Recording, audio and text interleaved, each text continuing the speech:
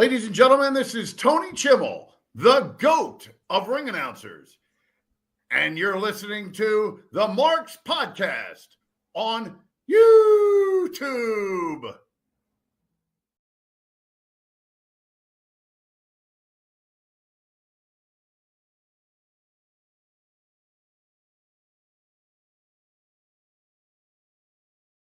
Hey, he's feeling better with his hip, by the way. What? His hip operation went very successful, and he's feeling better. Oh, Chimmel, yeah. Good deal. Well, I don't know if we even said anything about that. Yeah, a couple of episodes ago, we came out and said it, but you know. Well, welcome to the Marks Podcast. Gerard could not let me be bald alone, so he decided to shave his head. If Jacob would do it now, if Jacob would do it. Don't do that to him. Don't do that to us. Oh, Jesus. So, as much as I like to talk shit, we do have a lot to talk about tonight. The first and foremost, you brought something to my attention earlier in the week about Tommy Dreamer getting fired. My question is, was it a mutual parting of ways? He says it was mutual. You go to Busted Open Radio. He did a whole speech about leaving, and yeah, it was a mutual thing. But I don't. Something doesn't feel right with that.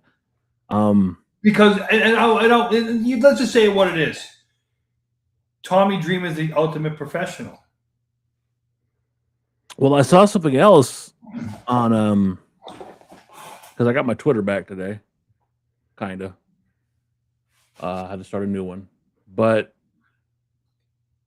one of the first things I see is Matt Hardy coming out and basically berating. I wouldn't say berating. He's just very passionate in his tweets, but very passionate about the fact that TNA is not trying to be WWE light, and that they're not trying to be taken over by WWE.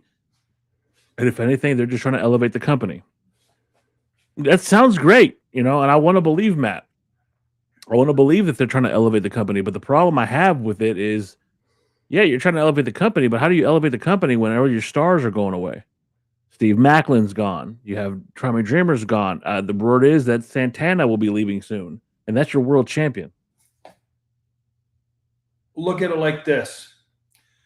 We're not trying to compete with them, but we'll use them to boost us up. Who? TNA? Yeah. How are they competing? They can't compete. No, what I'm saying is he's saying we're not trying to compete, but we'll use them to boost us. But who's using who? Because if Santana goes to NXT, like as people are perceiving, their world champ, that'll be the second world champion in so many champions that has gone to WWE. What I'm trying to say is, okay, I'm saying is Matt Hardy. You're saying you're not doing that, but on the other hand, when WWE was putting you on their show and doing cross promotion, I didn't see you there complaining then, saying we don't. Well, again, when did? Okay, calm down. What I'm saying is,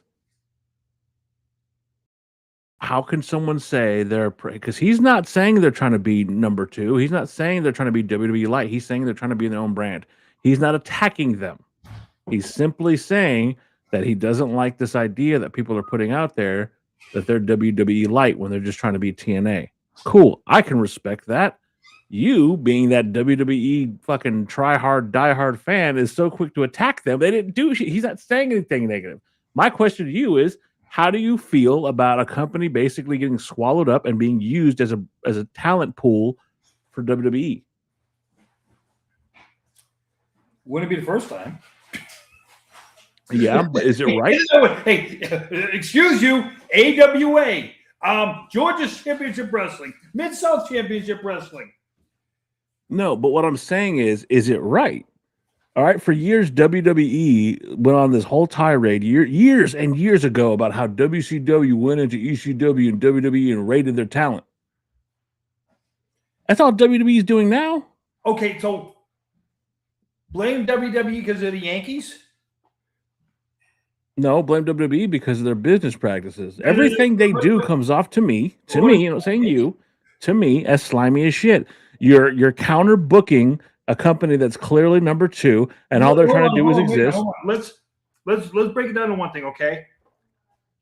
It's not stealing talent anymore. If talent wants to go for the free agent money, absolutely right. But you know what? They can go for the free agent money. Watch this. I am a free agent. I love the company I work for. Yep. And they're paying me 5 figures. You know what? I'm making high 5 figures, but I'm making 5 figures. You know, this other company comes along and they're going to give me 6 figures. Or maybe 7. You know, it's real hard to say no because you're allowed to perform your craft on a bigger stage, no matter how much you want this other small mom and pop company to succeed. But does it make it right that they're coming in and like I just said, it happens in other sports all the time. Well, guess what? Where? It happens in football, baseball, basketball, and hockey. Okay, but that's the entirety of the NFL. We're talking about an entire league. I don't see the CFL coming out to fucking. No, what I'm saying is the fact of, hey, don't take other leagues haven't tried to take over the NFL. I'm not okay. No, what I'm saying is this: teams get their best players right underneath their noses. They get them wiped out underneath their noses because why? Other teams are willing to pay them more money. This is just like I'm saying is, yeah, sure. Are they all on the same level? No. But okay, is there something to be said about buying up a talent and doing nothing with them? But you got to know what as well. Okay, you got a job. If a competitor of your job comes and say, hey, Dan, I know what they're paying you. I'll pay you $100,000 more. What are you going to do? You have to start looking at that, and I get that. But okay, but if that company's coming before my talent, and they're coming because they know that I can do a job, okay, is that better than just buying up a talent so they're not working? Like, what if WCW years ago came to fucking Steve Williams, Stone Cold Steve Austin, and said, hey, Steve, we know we had it on the wrong foot, but I will pay you an extra $100,000 to come work for us and sit on your ass. Just so they didn't have him on TV. How many AEW talents are doing that now? And that's what I was going to get to. Oh shit! Because you got talents like that. All right, like where the hell is Keith Lee? Now, again, the difference between you and I is I can say that WWE has shady business practices. I can say that WWE does some fucked up shit. I can say all day long that WWE is mismanaging as far as ticket prices, how they treat their. Hold on. You're gonna love this part. You're gonna love this. Hold on. You're gonna love this. All right. You're gonna like the way you look. I guarantee it. Hold on. But then I can still turn around and say that AEW does not know what it's doing with at least 20% of its talent. Where the fuck is Britt Baker? Where has Keith Lee been? I know that Adam Cole's still out. Where's Thunder Rosa? They relegate them over to Ring of Honor and they do nothing with them. And that's my biggest issue, my pet peeve with AEW is that they have this talent roster that's second to none that could actually compete, but you're still rotating the same stars out back and forth.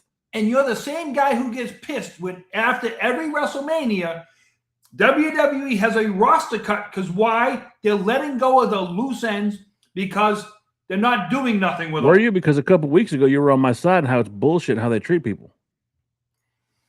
I just said. What did we talk about? We talked about I'm not talking about Wyndham. We talked about Bo Dallas and how they did him dirty. Kyrie Sane, who was on TV. We were just talking about that, and you were on my side there. But see, as soon as I attack your precious WWE, here we go. I said when they cut the dead weight, you don't like it. But let me pay this. No, I don't give a look. If you're not performing, fuck them. What's going on, Mister? Because we can both agree on one thing. Can we? If you're on television regularly, that means you're making your paycheck. You're earning your money. Kyrie is a perfect example. She was making her money. She wasn't sitting at home. She was involved in a storyline. What they did to her. Now, was there any co-agreement going on there? Maybe there was. when she came out on her Twitter and said something along the lines of, "I never asked for my release. I've never had an issue. She just wanted to work." I think that says volumes about it being the company. Again, look. In my opinion, you're having the perception that this is still a McMahon-run company. I don't like McMahon, whatever, but I think you still feel like it's a McMahon-run company, and you're still living for a legacy that's no longer there. You're dealing with a corporate machine run by Ari Emanuel. I'm not still looking at it as a McMahon-run company because I'll tell you what. We all know if it was the business part, a lot of the business would not be going the way it is. No, and two things can be true. AEW can have really great this and suck in certain areas, and WWE can suck all the way around. They don't have to be the fucking heroes because they're not. Because I'll tell you right now, the business practices that I've seen from Ari Emanuel, from him down, the booking is shit. Okay, I'll go to somebody else. I just talked about Santana possibly leaving TNA. They have Joe fucking Hendry. What have they done with him? I think they just wanted him out of. They got him out of underneath the TNA umbrella. But I think they're doing something with him to where they're going to remarket him. They're going to remarket him. Are they? Yeah. Are they? Yeah. And if they don't, and if he's just sitting on the sidelines like another fucking chump who's a guy is full of talent, full of charisma. I hope you're right. Okay. If he's making that A money to sit at home, listen. Not everybody. Hey, no, but who's the fool? CM Punk right now sitting at home. He's making that good paycheck. Who's the fool? He's taking a break. Right, but who's the fool? The company for letting him sit at home? Reaper, I know you hit the burnt my shake, but we're not in the Streamlabs, so it's not going to go off. What? So I have a little voice things that show up when I do Streamlabs, and it's not going to show up right now because we're doing StreamYard or Streamlabs. Oh, it might show up on Twitch. I don't know. But that's the only thing to where I don't like it, because I'll tell you this right now. My job, I don't know if you can do it. Guys who sit at home and collect that, how can I say, workman's comp check, but they're perfectly capable of working. Okay. Guys who are collecting these checks from all wrestling companies, but are perfectly capable of working. Okay. I don't like that because as a fan, I want to see every capable, and I think all companies in wrestling saturate you with the same people week after week after week after week. No, I agree with that. Well, going back to TNA, and let's talk about Tommy Dreamer. Do you think, and what I was ultimately getting at until we went onto a fucking tangent, what I was getting at is, do you think that the release of Tommy Dreamer has anything to do with someone disliking Tommy and letting him go? Someone going, hey, I want to let you know, we're not too keen on Tommy Dreamer. I want to let me answer this by saying, was he making a salary that didn't justify the salary he was making? That's okay. So I'm going to say this. Instead of taking a pay cut, that's it.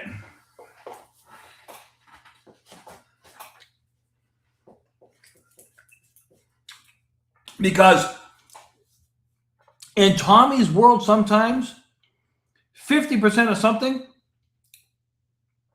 is worse than 100%. Where other people, just because they're gradually employed, and if you ask somebody to take a 50% pay cut, but still do the exact same work, for that person to say yes, he could just be saying, I can make more money on the independents. I understand that, but in the same breath, though, okay, I love me some Jimmy Cornette, right? I may not agree with him politically, but I do love me some Jimmy Cornette, right? Okay. Yeah. Jim Cornette once was talking, because Jim Cornette years ago ran a little thing called OVW, Ohio Valley Wrestling, and they produced some really good stars, right? Randy Orton came out of there. The Beast Brock Lesnar came out of there. Your favorite person in the world, 17-time champion John Cena. We haven't seen him much over the years. I know John Cena has been there, but John Cena did come out of OVW.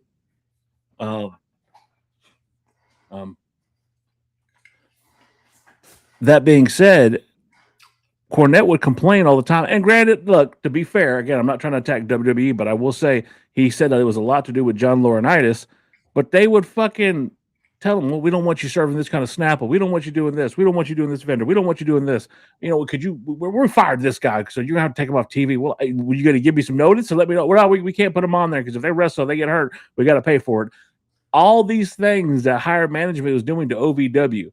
Fuck, I remember my favorite quote was, well, we don't want you to do this. And Cornette said, well, I do want him to do that. He's trying to give me money, and I like that. So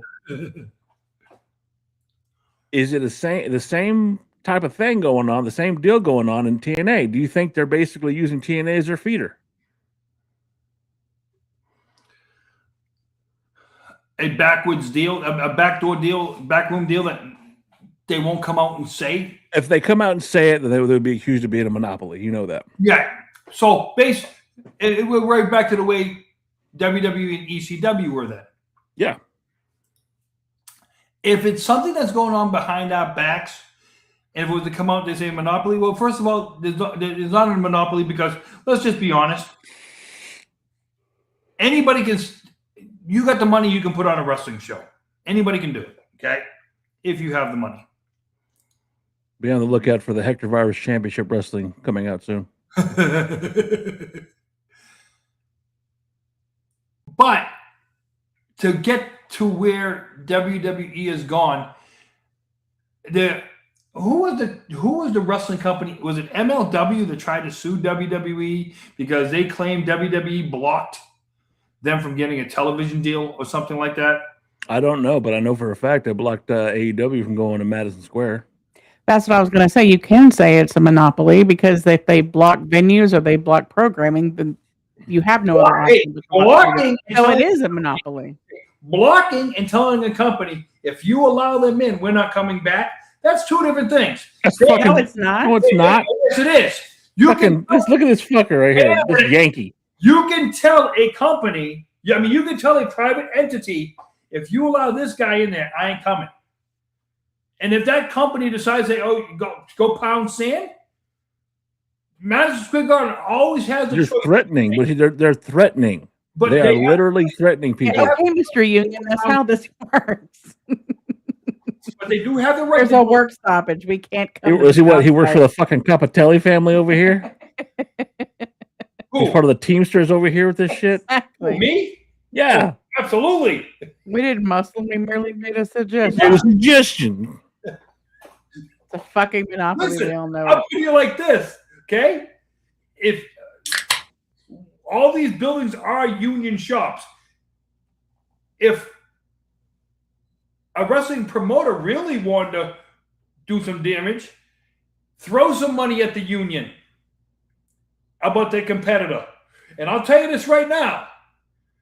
Those unions have got more pull than you people think. I absolutely believe it. You know why? Because there was an illegal issue going on in New York, your favorite city, where the UFC, also under the parent company of WWE, TKO, could not get into New York City.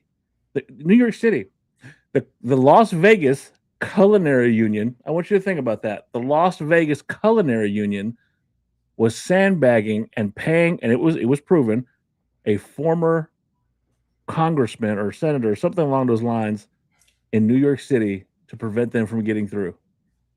Yeah. So that happened. The union happened. You think about it like this, though. To put on a UFC event in New York City, you can see that shit walking down 44th Avenue or something like that. Yeah, that's you're all about that life. But does it make it right? Does it make it right that a fucking culinary union was keeping the UFC out of New York because the Fertitta brothers would not let the culinary union into station casinos? Is that right? Is that good? Is that good business? Is that fair? For the union, it is. Is it? So you're saying it's okay for a union to blackmail a union from Las Vegas to keep a sporting brand out of New York who wants this sporting brand by using bribes and threats? If that's a contractual thing, it wasn't a contractual thing. They were bribing and threatening, and you could take your fucking air quotes and throw them out the fucking window because it was illegal. Listen, that congressman I spoke of, He got fucking ousted for fucking doing illegal shit. Remember one thing, because I am a union brethren, I cannot say anything bad about the union. I'm not asking you to say anything bad about the union. I'm asking you to talk about the law, motherfucker. I'm not going down that route. Listen, hey, I'm smart enough to know. I will not talk bad So about he is a union brother, ladies and gentlemen, but you wouldn't let your fucking union in the WWE. Okay. No, I've talked to my union about trying to organize. And how did that go? They're all independent contractors. They won't even let us in the door. Yeah, so some independent contractor decided to go and threaten Madison Square Garden and said, if you let those fuckers from AEW here, we're not coming back. Okay. You can't have it both ways, Gerard. You can't talk out of both sides of your mouth. Look, I'll give you this. You have a silver tongue. You damn near have the lisp of the greatest of all time. Is it legal? Who's for us to say if it's legal that you're going to have those bets? Are you full? The law? The fucking law? See, he has this tongue. Remember, it's a private entity. Notice how the ers come out when he talks like this, Daddy. It's a private entity. Madison Square Garden can put in there who they want to put in. Oh yeah, baby. So, baby, I could just tell you. See, we ain't gonna come back. The NWA ain't gonna come back if you bring that fucking Vince McMahon. Think about it. Hey, speaking of that, how many times did WCW? Oh wait, WCW never went to Madison Square Garden. I wonder why, baby. I wonder why. I'm telling you, listen. Why was that, Gerard? Say it right here. Say it out loud. Say it for everybody to hear it, Mr. Union. Why? They would have gone bankrupt a lot earlier than they did if they had gone to Madison Square Garden. And why was that? Why what? Why would they have gone bankrupt? Because he priced at MSG. I think it's $500,000 or $1 million. And what were they charging the Fed? You've been there. You were there. What were they charging WWE? Oh, that was home base, though, right? That was home base.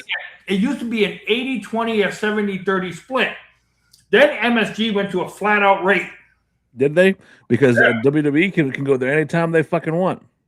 Not anymore. Not anymore.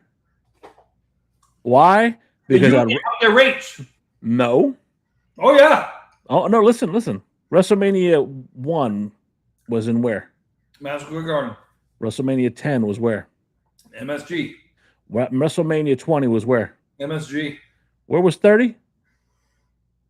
New Orleans. Ah! And who got upset about that? Vince. No, who got upset about it? MSG. So after that, and the constant use of Barclay, to my understanding, that relationship isn't so great anymore, is it? Well, when you're going to hold the company hostage on your fees to get in. Oh. So now it's MSG's fault because all these years Vince has basically said, if you don't do this, we're not going to do this. Well, wait a minute. Hey, I think they might have a better relationship now. Really? So do you think that when they take their shit over, and this is going to be, I know it's a long way to get there, coming full circle.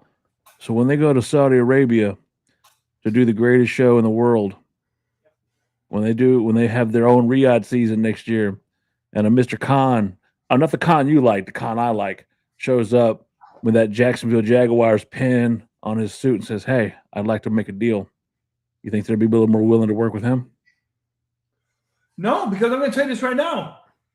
Madison Square Garden has a very big reason to work with WWE right now. Why is that? Because of the human monies. If that was the case, then why are they more interested in going to the Barclays Center? One little guy right now might have. Oh, well, and we're gonna get to human monies. We're gonna get to that guy, the guy you hated the longest time. We're gonna get to him. Wait a minute. It was a one day. This little guy could have changed the relationship between WWE and MSG. Because he's the king of New York. Oh. Hey, he's already on the Saturday Night's Main Event plaque. Who would have thought you would have saw Danhausen on the plaque? I get that, but to the point again, because you're the king of deflection. That's what you are. He's the king of New York. You're the king of bullshit. So going back to what I was saying, why would Tony Khan not be welcome to do business in MSG? Oh, you're saying he doesn't have the money? Are you fucking kidding me right now? Mm-hmm. He can buy and sell fucking WWE. In fact, he almost did per the legal agreement that came out. What? Huh? It's what? You're looking at too much on the AEW aspect. I'm asking you. You're full of shit. I'm asking you. I'm thinking why? The fact of WWE has given MSG too much money to not let it happen. Yeah, and WWE has burned fucking bridges with MSG. And I think that relationship is not strained right now. I think one little guy doing what he did has taken that relationship and rebuilt it, and we'll find out in 3 weeks. Why is that? When we have Saturday night's main event from Madison Square Garden. Okay. So you're saying that WWE is not going to allow MSG to do business with AEW. No.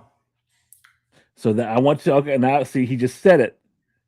WWE, thank you for fucking up there, because that's where I finally got you around it, and now you just put your foot in your mouth.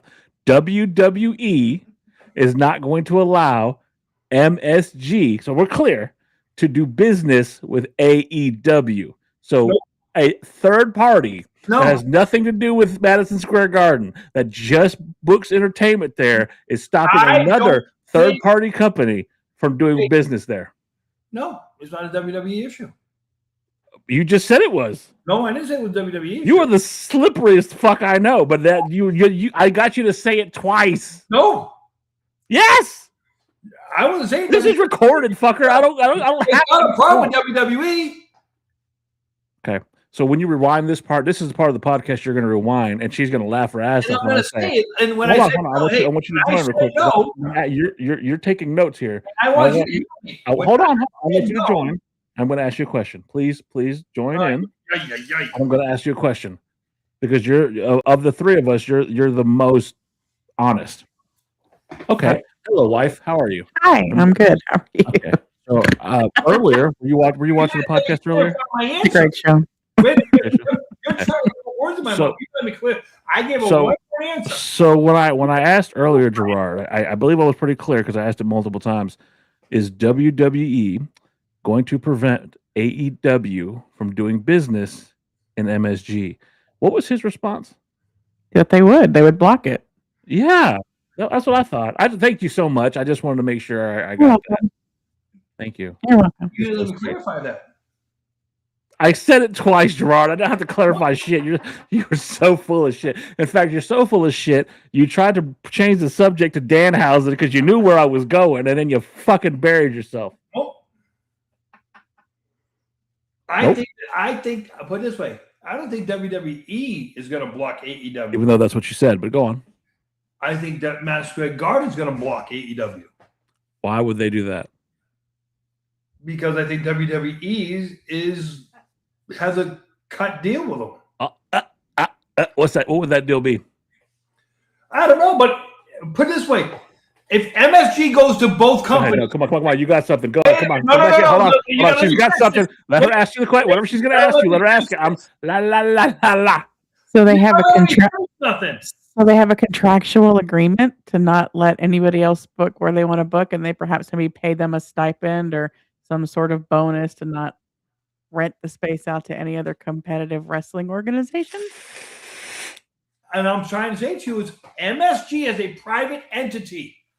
So what you're saying is do not pass go. Do not collect $200. They have a right to rent out that building to whoever they want to. They do, but if somebody comes and wields their influence to make them do what they want them to do, they can say all day long it's their decision. But if they're greasing a palm, that's influence. AEW's home base is Daly's Place. Daly's Place, right? They own Daly's Place, right? The Jacksonville Jaguars own Daly's Place. Has WWE been allowed in there? Does WWE own Madison Square Garden? No. Wait a minute. Hold on. Has the Khan family allowed WWE in Daly's Place? Have they asked? We don't know, right? Okay. Do we know if AEW has asked to be done hold on. Square Garden. Do you own your house? Finance. The bank owns it still, but So if I want to throw a party at your house, I can't just go in there, right? You have the final say, right? I am the final boss. Well, no, I'm not. Okay. So you and your wife are the final boss here, and you're the No. final joke. You're married. You know who I'm still saying. So if that's all good and fine, that's all true. So the AEW couldn't run a show in your house without your say-so, right? Right. Okay. So the fact that the Jacksonville Jaguars own Daly's Place, Tony Khan, that is his house. If he doesn't want WWE to do a show there, they're not doing a show there. Now, okay. Does WWE own MSG? No. So ultimately, Who does own MSG though? What? Who owns MSG? Who? You tell me. The guy who owns the Knicks. Okay. So if that's the case, if he's a friend of the family, and he just doesn't want to allow competition in. How are they competition? That's his. How are they competition? MSG. If you're just trying to make money, right? Except for when the New York Islanders have to play the Rangers, the Islanders don't play in MSG. Okay, and that's all good and fine. But what I'm saying is, when the Brooklyn Nets. Thank you, Tissa. Thank you. See, if maybe your fellow Bostonian over here might want to listen to some actual facts. See, now, if you want to say, do the WWE have an unfair advantage to it? Yeah, I can agree with that. See, look how it's monopoly. Do not pesco, Gerard. Do not collect $200. Then it's their home building. It's not WWE. They don't own it. Okay, here I'm gonna read you a little something. WWE does not have an official permanent exclusivity contract to keep AEW out of Madison Square Garden. However, WWE's deep historical relationship with the venue combined with WWE's practice of securing localized exclusivity clauses in their venue contracts effectively blocks AEW from running shows. Well, AEW needs to learn how to do that. So now you're victim blaming. What the fuck? Now it's AEW's fault for not knowing how to do it. There's an old saying: "Don't hate the player, hate the game." So we went from no, that doesn't ever happen to hey, Tony Khan, get good. That's it. I apologize, Tissa. Wait a minute. I lived in Mass. I am not from there. MF, I am not Boston. Wow. I lived there. Okay. Well, I apologize. I know what that place can do to people. If you look to my right, there's a perfect example. I'm looking to your right. It is the home of the Hector virus. It is the birthplace of the Hector virus. Shout out to Bronco McGovern out there. We miss you.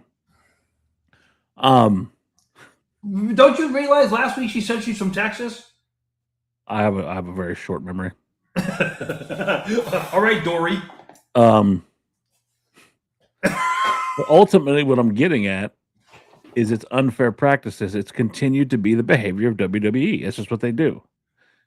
But how many businesses? What you think Jeff Bezos got the way he is without? I'm not asking about Jeff Bezos. I'm asking about the company that you're willing to fucking basically throw. Elon Musk is a trillionaire because he didn't do unfair business practices. You think Jerry Jones is where he's at because he didn't do unfair business practices? When you're done being a child and want to have a conversation, then we can. Let's say more things. Oh Are you done? Okay. So before everything else, before being a WWE fan, before being an AEW fan, or before being a New Japan fan, before being a AAA fan, I'm a wrestling fan. My heart goes out to wrestling. I fell in love with it. I will always love wrestling. It's just it's who I am. I am not part of this tribalism that you, my wonderful friend, are. And that's the issue. That's the problem. Tribalism for what? You have chosen a side. We ended the last week's show, and I asked you, if you would ever hanging up get. on me? But what I'm saying is, I'm willing to give everybody a chance. I'll watch any kind of wrestling to see if I like it. You, on the other hand, are so conditioned. I don't know if it's you know what? It might be very well Stockholm syndrome because that's what they did to his ass. I guess those blows from Sid Vicious finally just like fucked you up that much, and you just They're in the house, Gerard. The call came from inside the house. But you love WWE so much that you're so every time I bring up really? That fuckface? Really? Anytime I bring up anything counter, not to talk shit about WWE, just to get your opinion, you are so quick to defend them. And it happened today. I wasn't attacking WWE. I was saying, hey, what is your thought process on the fact that they're using TNA as a feeder system and not doing anything with the talent they've gotten from them? Case in point, Joe Hendry. And you are so quick to say, well, other people have done it. Well, what about AEW? I would like to have a civilized conversation. Granted, the word civilized and you and me is just a fucking, that makes no fucking sense. But I would like to try to attempt to have a civilized conversation with two people discussing the pros and cons between the current business practices of WWE. Current business practices suck. Okay. So now the professional practices of taking talent and not using them, even though they have X amount of fucking hours on TV. Just to shove it up another company's ass? Yes. Because they can. Listen, I ain't going to lie. I've always thought that was borderline, criminal kind of thing. But unfortunately, we live in a world to where greed encompasses it all. And that's great, but we can still have an opinion on it. Okay, one of my favorite expressions. The sucky part about it is that the boys themselves, when they sign these contracts, and you get told, "Hey, we're going to sign you to this yada yada contract, but you might not be in TV for a while. How much money are you paying me?" I don't give. Let's go like Roman Reigns. How many times did he come up and say, "You keep sending these checks to my house"? We never heard these guys talk about money before. Money was a no. You didn't talk about money before. We've heard these guys talk more about money in the past year or so than we ever had before. Okay. But the thing is they may be sending checks to their house, and that's great. But those guys are there to perform. They want to take part in the sport that they love. I'm going to bring this back to Opie and Anthony. So in 2002, when they were fired for the St. Pat's prank, they had to sit on the beach, as they call it, for 2 years and run their contract out. So the terrestrial radio, CBS, paid them for 2 years to keep them off the air, to keep them from being competition anywhere else. And that it's no different than that. And they were that they want to be. Sure, it's great to collect a paycheck, but they wanted to be on the air. They don't want to be home. These guys don't want to be sitting at home. The decent ones. Okay, I'm glad you bring that up. So, were you complaining when the guys from WCW who were underneath that contract, other than the WCW contract, and they went nowhere for 2 years because they were just? I was upset, absolutely. But hear me out. I watch a lot of old wrestling. Like I'm talking, the James Gang. I'm talking about fucking the Midnight Express. I'm talking Beautiful Bobby and Stan Lane. I'm talking about, Loverboy Dennis. The boys who work 365, no days off. Yes, that is the wrestling that I will. We can go Ric Flair with that too. We can go Ric Flair there. Absolutely. I'll concede to that. Magnum TA, one of my favorite wrestlers of all time. No one did a belly to belly. Shane Douglas did a decent one, but nobody did a belly to belly like Magnum TA. That being said, there are guys and gals in wrestling right now. And I'll throw Cody Rhodes into it because he's one of the hardest working men in show business. I'll give him that. Hell, I'll give that to Cena all day long. That they want to make their money. They want to fucking be worth their paycheck. I want you to use him. They want to make their money. They don't have to make it anymore. It's guaranteed. Hey, so then, but you're so quick to support a company, right? That's all that they're about. Listen, I hate crybabies today. All these guys and girls that cry babies. Wait a minute. Okay. So I'm going to bring up a name, and I can't believe you're going to make me fucking do this. You're really going to make me do this. A guy that you hate. His name is Hulk Hogan. You hate him. But at least he busted his ass every night. I don't hate him. I've never hated Hulk Hogan. But he busted his ass every night in the ring. I'm not denying that. I'm talking about now. Listen to me. I will never take away the contributions of what Terry Bollea did. He is the father of making wrestling what it is. I can't take that from him. I will never take that from him. We're shouting about wrestling, Nate. That's what we do. I'll never take that away from him. I don't like what he's done, but the man's dead. All right. I'm not, who the fuck am I going to sit here and get pissed off at him for? He's gone. He's passed away. God rest his soul. I'm so sorry that happened. Brooke, your father's gone. Nick, your father's gone. Linda, he's a better man than you'll ever be. Eat a dick. Okay, great. But, and I can't believe you're going to make me say this. As much as I don't, yes, he is. I hope he does. As much as I don't want to say this, you're going to hate me right now. Darby Allin works his fucking ass off. I can't stand the man. I don't like his persona. I don't like his. Oh no, I love his persona. I don't like his build. I don't like that. What he does. He's gonna die in the ring, though. Yes, but he breaks his fucking body. Why? For our, and it maybe not be yours, but there's definitely a niche out there that loves Darby Allin and his love of the art. Listen, and like we said it before, he listen, the Mikey Whipwrecks of the world. Okay? Listen. You know what? That is a perfect fucking example. Mikey Whipwreck was never my guy. Daniel Bryant, I'll say it, and this is going to be blasphemy, was never my guy. Great in-ring wrestler, not my guy. Hey, by the way, I would like to give a shout out to, and I'd like to say in remembrance, the Duke of Dorchester passed away this week. Pete Doherty actually passed away. And like I found out about it, I was like, holy smokes. Did he eat your cooking? The Duke of Dorchester, Pete Doherty. No, he was a wrestler. I know, but did he die from your cooking? No. Oh, I'm just making sure. He stayed in Boston his whole life, so but I'm just saying he passed away this week. But I'm saying when it comes to these guys and girls and stuff like that, I'm not questioning their heart in the ring. I will question their business practices, though, because why? Hey, but you'll question AEW.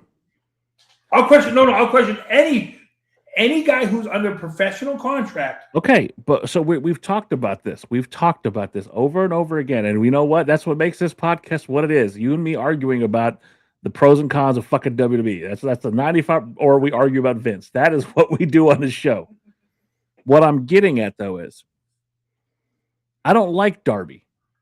I don't like his build. I think his gimmick's great. I wish he would stop wearing hot pants and fucking leggings and get in the gym maybe or something, put on some size.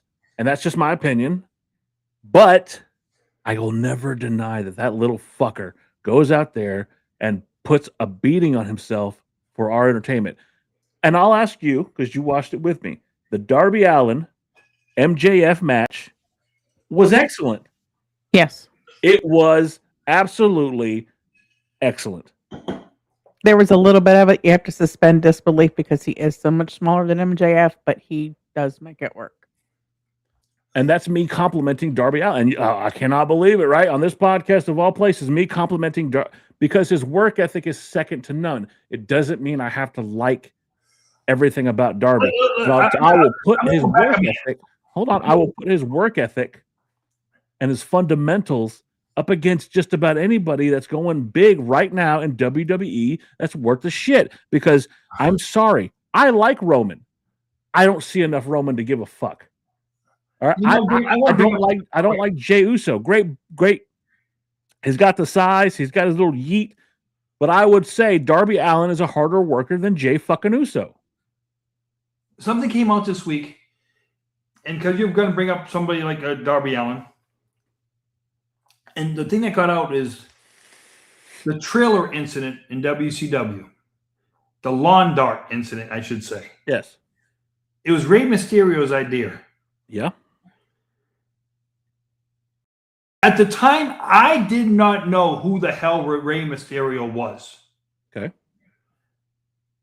And when you see, he took a big risk, a big sacrifice for that spot. Okay.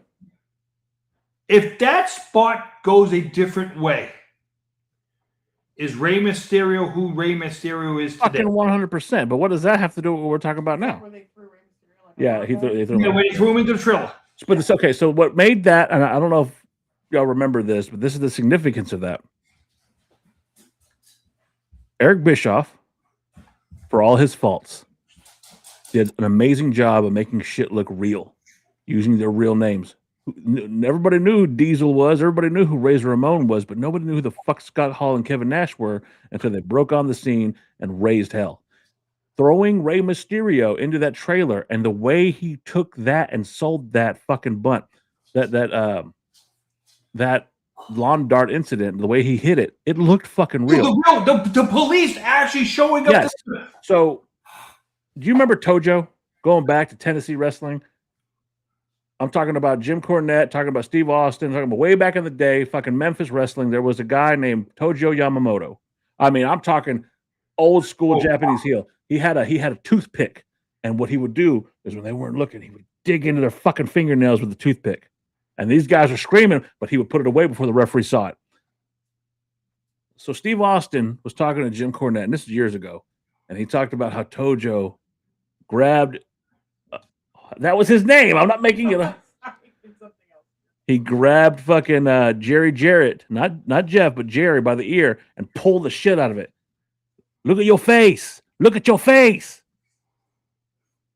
And then he looked at Steve Austin and he said, Steve, grab my ear. He grabbed his ear. Ah. He goes, look at your face. You sell like this. He was teaching him how to sell. Yep. Rey Mysterio, understanding the size difference. Wow, thank you. No, my head's cold. If you really want to know, my head's cold.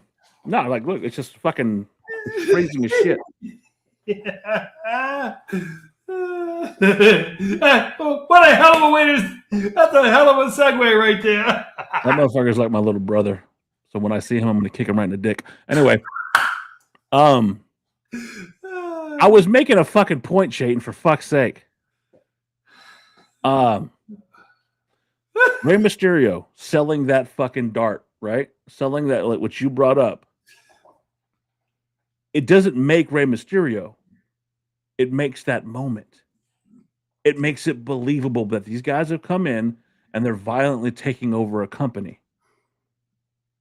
Rey Mysterio would have been the big deal no matter what because of his in-ring acumen. What it did was it brought more eyes to see Rey Mysterio, which in turn brought more eyes to see someone like Dean Malenko, who was a fucking professional masterclass in the ring. He got to see people like the Ultimo Dragon. You got to see people like Guy Can't Stand, but Juventud Guerrera. Let me ask you a question. I heard a comment. I heard something this week. You ever met somebody so nice? Have you ever met somebody so nice they're annoying? Yeah. It wasn't you, though. In the wrestling business, they're so good.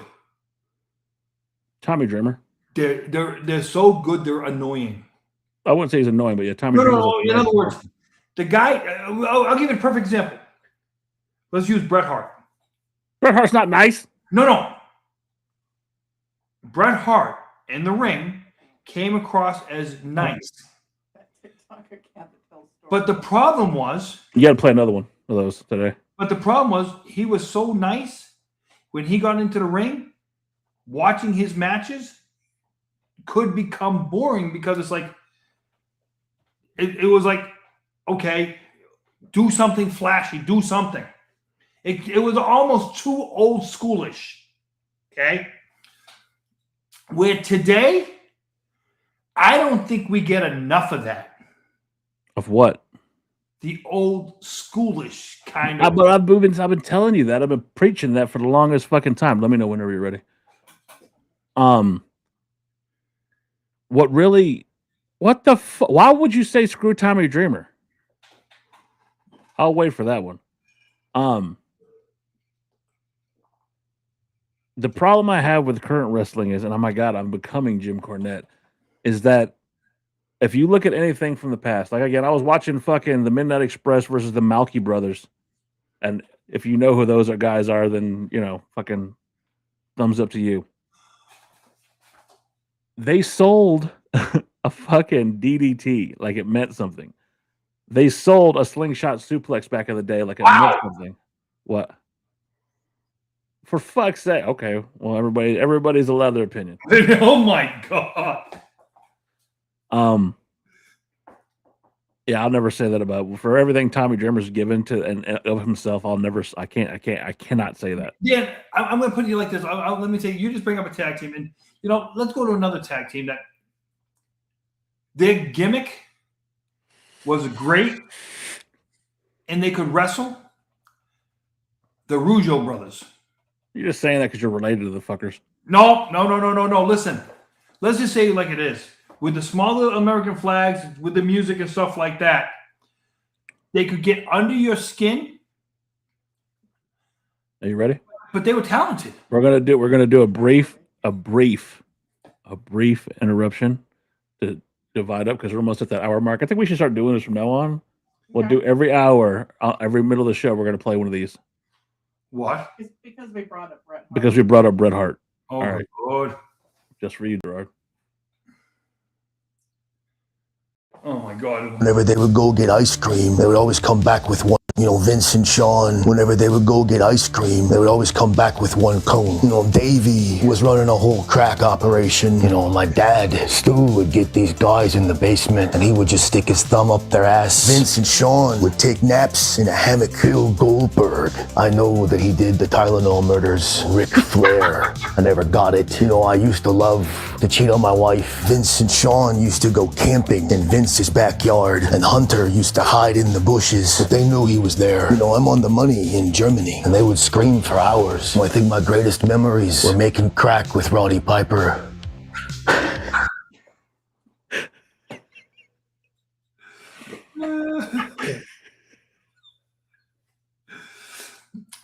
I gotta say something about this talented hack. I never saw a wrestler give so much of himself to one company to entertain the fans as Tommy Dreamer. He was the epitome of ECW. But see, I think that that can be said for him in any company because, like, after that, he went to the E, and while he was in WWE, he worked his way up. He was right there with fucking your favorite guy, John Laurinaitis. He worked his way to the office there, and when he went to TNA, all he ever tried to do was help get those guys and girls over. That was his whole. That was everything for him. Tommy's biggest problem. He's too fucking nice. Not only is he super nice, he doesn't know when to shut off the gimmick. He is always on. He's always on gimmick. It's like, Tommy, can you shut it off for a couple minutes? And when you live for the business, to not have an off switch for the business is a blessing and a curse. If you know what I mean by that. When it's time to go to work, go to work. When it's time to be off of work, not everything needs to be work. And So put that comment back up for 1 second. I wanna respond to that. As far as characters, everyone knows that Raven is my favorite character of all time. Like, he's just always going to be that guy. He was the Godfather. Before that was Jake Roberts. Do I have a type? Absolutely. But from what I know now as an adult and being able to talk to people and talk to people like Gerard and the conversations I had with Sabu in the backside of it, talk to Raven, talk about Dreamer. People like Dreamer. You can't find one person in the wrestling business that has anything negative to say about Tommy Dreamer. And I've asked, like, what, was he really this? And there's a genuine, you know what, without going into too much detail, Chayton, do you remember when a certain somebody, and this is not to badmouth them or the person they talked about, but they talked about Maddie Rinkowski, right? Or whatever her name is in WWE now. As soon as someone mentioned something negative to her, she split. No one has ever done that for Tommy Dreamer and said anything negative about him. If you look at interviews, you look at him personally, everything he's done, the man has broken his back, and you can see it in him, in his face, in his body, and everything. He's always been a true professional for the business. And now, in a time, in a company, in a world where everybody has done everything they could to be selfish and greedy, in a world that is built for greed and people walking all over each other and treating them like shit. John, I haven't read your message yet. Hold on. John, before you go, if you can give us your best Tommy Dreamer moment, shout it out to us. Because people, because you don't know, John actually had the pleasure of not only working with Tommy Dreamer, he still is friends with Tommy Dreamer. So my thing is, was Tommy Dreamer the most talented guy on the roster? We can agree. No, he's not the most talented guy on the roster. No. Well, again, okay, but so but I would say is, if people would say, if we're going back, that Mick Foley was the poor man's Terry Funk, right? I mean, that's just a joking gimmick that people would put on Mick Foley. Well, Tommy Dreamer was the poor man's Mick Foley. And I'm not going to sit here and say that Tommy won every world title or Tommy did this, but Tommy loved what he did. And when you see Tommy Dreamer, you may not always like his matches, but damn, I could not help but smile watching him do his thing. And that's because I've gotten to see behind the curtain a bit. Does ECW last as long without him? 100% no. No. 100% we would not have had ECW as long as we did. And like I said, listen, we can both agree one thing. Was he the best at cutting promos? No. Was he the best in the ring? No. But you know what he did every night? If Tommy Dreamer was in that ring, he gave you his money's worth. He would go until he felt like you were satisfied. And again, another guy I'm not a fan of. I can respect him. Put it this way, he'd be the first. He was a Darby Allin kind of guy, just 100%. And again, I'm not saying that Darby has won me over, but his fucking work ethic is second to none. That little fucker, he may die in the ring. Yep. And he's not my cup of tea, but he will give you everything he's got.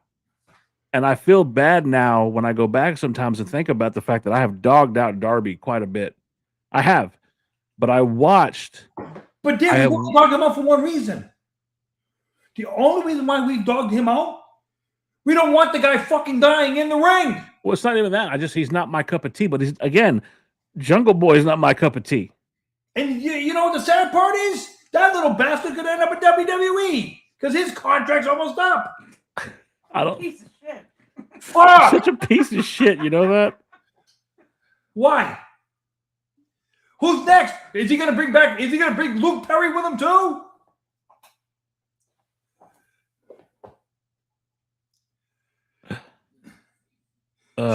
Shelly boy? John, one day we're gonna have to get you on the show. We're gonna have to fucking we got to pre-record that one too, because there's be more F-bombs than I've ever heard in any fucking program. Wait a minute. John can't drop more F-bombs than Jacob, so. Yeah, but Jacob's also like 12 years old, so there's a difference. Hey, what happened to the comment about where'd it go? It's still there. She just took it down. It's in the thing. Read the sidebar. It went down. She moved it because we had already read it. No, I didn't. Oh, Jesus. There There you go, Grandpa. Oh. Take out your readers. Okay.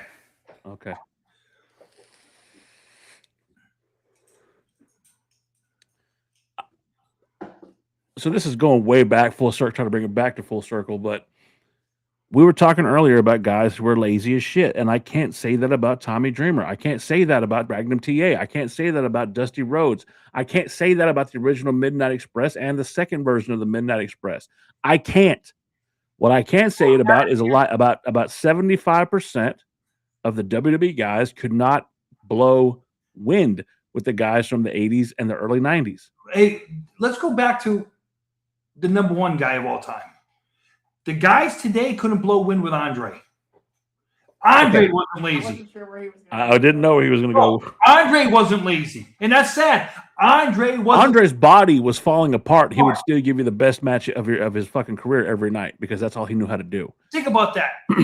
But you can't put Andre in that scope because Andre was a spectacle.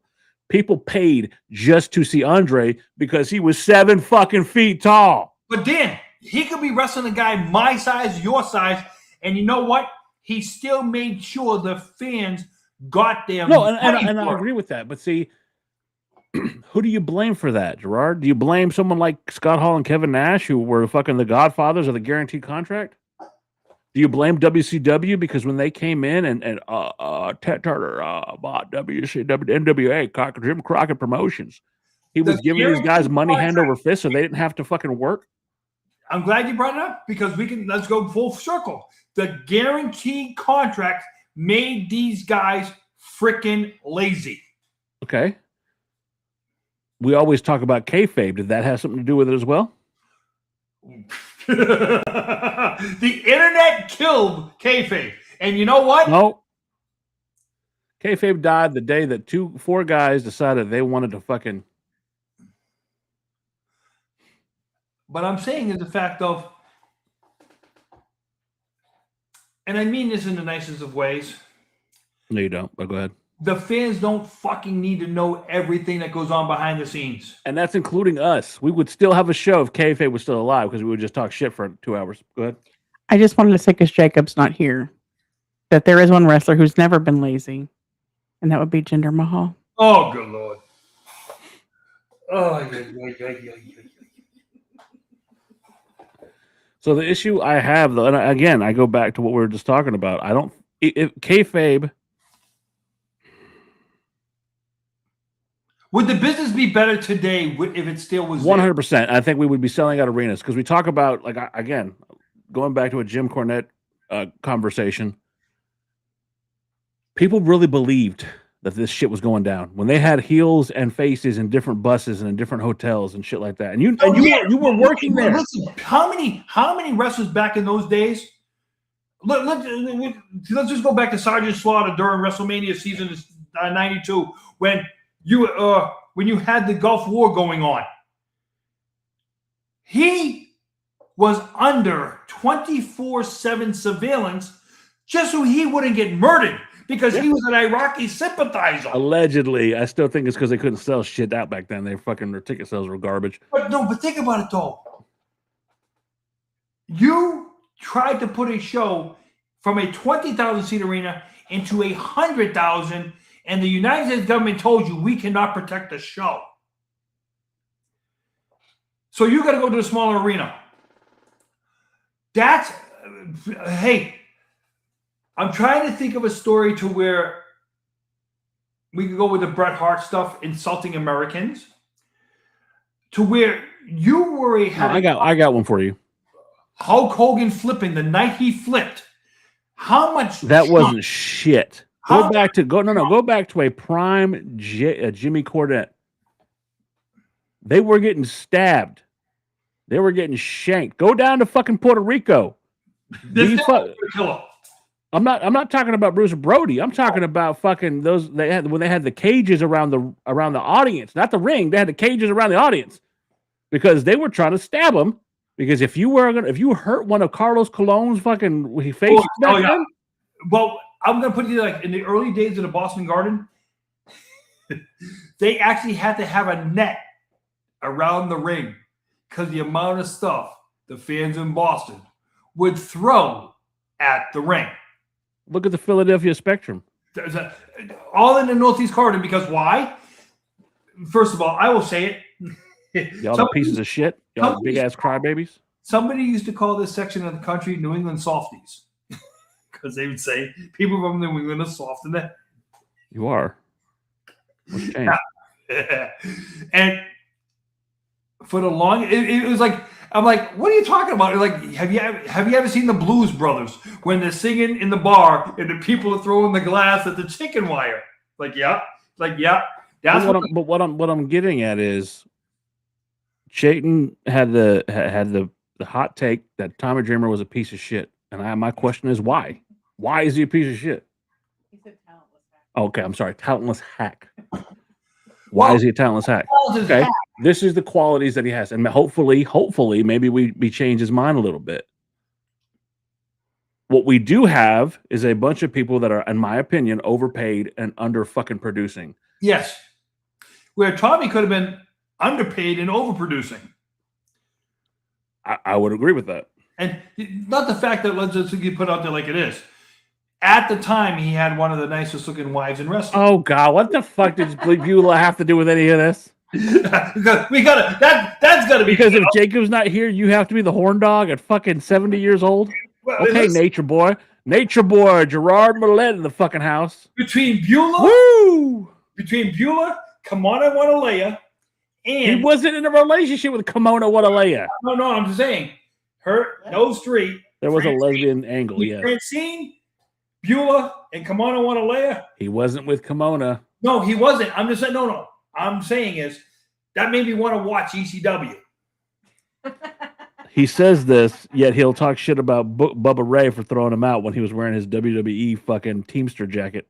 It wasn't a Teamster jacket, just a WWE Network on. And let me put it to you like this, okay? I still remember the building and stuff like that, but, at 53 years old, I shouldn't have the memory because compared to some other people, I don't know dates, times. You can't talk about that. Shut the fuck up.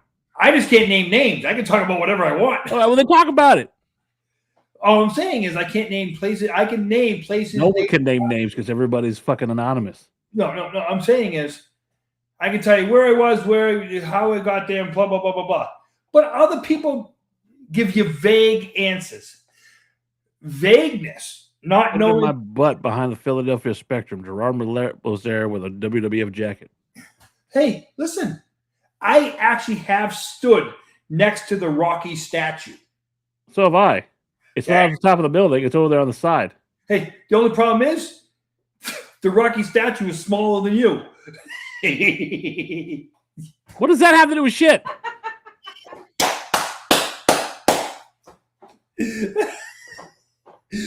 Wrestling. It's a wrestling podcast. Let's get back to the wrestling part of it. I found out to weigh 1,300 pounds, Dan. It's pushing your weight. Are you done? Because now we're going to talk about what's going on with. We were talking about him earlier. I'd like to talk about it now. It came up in the chat. Obafemi in the finals will be taking on Jey Uso for the King of the Ring. And how fucking much bullshit is this? Nobody cares. Nobody gives a flying fuck. My thing to you is this. Who's going to get involved? How are they going to get involved? I don't think anybody's going to get involved. Okay, look, there's one of two avenues they're going to go. Okay? So the final is going to be at King of the Ring, right? The end of it's going to be at King of the Ring? I'm sorry, the end of the King of the Ring is going to be at Night of Champions, right? It's going to be Night of Champions next Saturday. And my problem is this. If I hear, do you smell what The Rock is cooking? No. Oh, my God. That's not going to happen. It's not going to happen. Where did, we'll talk about the cardboard cutout in a second because we're going to bring up Liv. But the problem I have with this match is it can end one of two ways. Oba goes over, which is I'm fine with that, whatever. But where do you leave Jay? I honestly couldn't give a fuck, but this is the same rinse and repeat shit they did on SmackDown 3 years ago. And then, because again, you have angry Jey Uso. Oh my God, he's so angry. Arrgh! Or Brock shows up and costs him the King of the Ring. Either or doesn't fucking matter because I think Brock is going to show up at fucking SummerSlam. I don't know. I don't know what the fuck's going to happen. I think it's horse shit. I don't care. I don't care about angry Jey Uso. I'm sorry. Yeet. He's already put it this way. He yeeted himself right out of the picture. But he's not. We talked about Darby earlier and how I don't like Darby's physique. I don't like his, again, opinion is everything, because we're going to talk about somebody else as far as physique as well in a minute. Hey, Dan, let me answer a question. And I'm a firm believer the Usos were better together than they've ever been separate. They were great together when they were having fucking main event matches with fucking the New Day. No, another team that got booted by fucking WWE. Not when the New Day. Who? Brody and Eric. When they were having matches. Oh no! I thought when they were facing the Bludgeon Brothers, yeah, I thought that was excellent. When they were going together with those two guys. I think the early Usos could have had a match with anybody. I just think that they've dropped a step because I think that Jimmy, in my opinion, I think Jimmy has kind of phoned it in. No, when the Usos were going against the Wyatt family. No, I absolutely agree with you, but I also think those are matches that I could watch those four guys wrestle every freaking night. I'm with you, but in the same breath, I think the current version of both of Jimmy and Jay, I think they've slowed down a bit. I get it. Jimmy's about to have a baby. Congratulations to your baby. I already had it. I doesn't give a fuck. All right, I'm glad he had a baby. Shit. And I think that Jay has been tossed around the main event. He got his one title win. I don't care. I don't. And maybe I'm in the minority. I don't give a fuck about Jey Uso right now. I'm sorry. I think I'm over it. Hold on. Now, to what we were talking about, I don't give. He sweats. What fucking? Either I'm cold with it off or I sweat with it on, so it doesn't matter. So you made me fucking miss what I was going to fucking say. Physique wise, I don't think Jay has the physique that he had before. I don't feel it. I don't have any. There's nothing about Jey Uso that's getting me over. It's like, oh, I got to see this guy. He has a catchphrase. He has a one-word catchphrase. There is a guy that I'd like to see more of. There is a guy that has a catchphrase. There is a guy that I think deserves to be in the main event. His name is LA Knight. Yeah. What's going on there? I think it goes back to that discussion we were having earlier. Has age caught up to him? Really? You got my age? That motherfucker's still going in the ring. No, I'm not talking about age as in a way of physical age. Does he look like he's 40 to you? No, but I'm saying to have. So if you're saying physical age, here's the thing. Age on the numbers. Is Roman is only a year younger. Okay, so if that's the case, LA Knight less because he's 1 year older than. Okay, great. So then tell me, why is your company treating him like shit? I just said to you, because he's not offering Seeker's kin. So that's what you have to get ahead in WWE? A Samoan background? It seems right now because, you got that guy twinkling out into Hollywood who's still collecting a massive check, who still might be the final boss. Will you please get off the Rock's jock? Every week, at some point in time, you feel like you have to sing the words, if you smell what the... How much is he paying you? No, I think he's the reason why you're seeing the shit you are today. How much is he paying you for you to sniff his trunk? No, I just told you, I think he's the reason why you're seeing the shit you are today, and you think I'm getting paid by him? You bring him up constantly. You bring him up. If you notice, one of your favorite wrestlers. Again, we don't see him very much. John Cena. Got involved with the John Cena angle. Business has sucked. We talked about CM Punk earlier. Dwayne's a pretty good ass kisser, but not as good a one as fucking Gerard. Who's ass my kisser? I'm telling you, since he came out and that whole thing with Cena exploded. It sucks. If he's having any say in creative, it sucks. Okay. Well, we talked about bodies of work, right? And we're going to talk about your favorite female wrestler right now. Her name is Raquel Rodriguez. What'd you think about that EO Sky match with Raquel Rodriguez?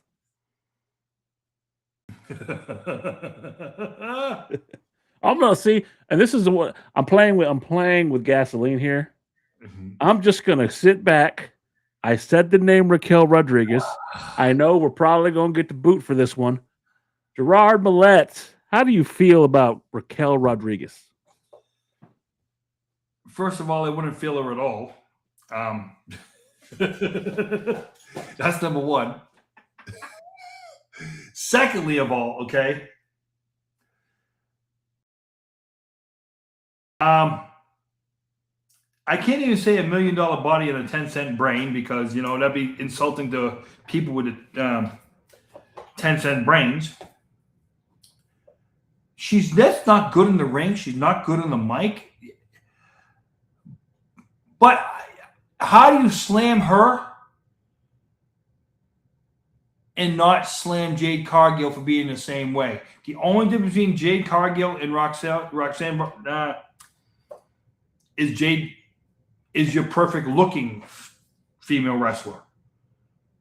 But they both wrestle the same way.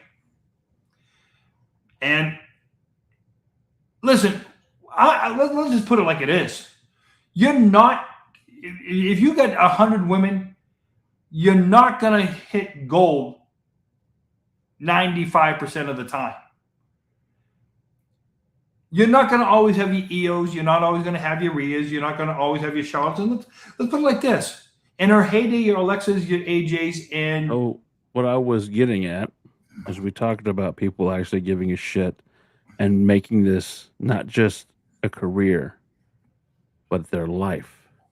And that's what I... Hold on. I don't think she's made it her Hold life. on. That's what I respect. You look at someone like Rhea Ripley, who's injured right now, and she has devoted her entire life to being a professional wrestler. You look at someone like Charlotte, and you can say she's a Nepo baby all they fucking want, but the woman is class in the ring and devoted her life to being good at her craft. Is she a better athlete than her father? Oh, 100%. Yeah. There's no denying that. So to me, Charlotte's ring work has always been better than her dad's. But yeah. I would never say Charlotte's mic skills are anywhere near her father's. And that's the trade-off, I guess. But again, let's say someone close to Raquel, the prodigy, Roxanne Perez. I've been talking about this girl since she was in Ring of Honor. I've been talking about this girl since she was in what Gerard once called Next. I watched her. Great look, amazing in the ring. I think she's going to step back. Can talk on the mic and in the ring. Everything she does. You think she's taking a step back? Yeah. I think that she's been forced to take a step back because I think she has taken a step back because she was getting to the point to where she was overshadowing everybody. She was overshadowing Liv Morgan. And I'm going to get to that. You're all worried about giving this person and that person a fucking a platform. The rope, yep. And I look at someone like Raquel, and she doesn't want it. I understand that she's had some illnesses. I understand she's got issues. But at what point do we fucking say enough? I would say the same thing about Jade. I don't see the improvement. The Jade Cargill experiment, I think, is over. Again, this is my opinion. All right, no one else has to agree with it. You can call me a piece of shit if you want. I be saying go, but you let Roxanne, Raquel Rodriguez stay. It blows my fucking mind. Hasn't Raquel said that this is not her end all be all? This is like a port in the storm for her on her way to go make movies and go be in Hollywood. I feel like we've talked about that before. That wrestling's not her passion. Hollywood is, and this is her stepping stone to that. Okay. So let's talk about that. If you're meant to be in front of Hollywood and you want to make movies, and what planet does her allowing herself to get physique wise where she's at dictate that? Oh yeah, we want to put her as a box office star. Let me ask you this: Agreed. How long before she turns into Joni Laura?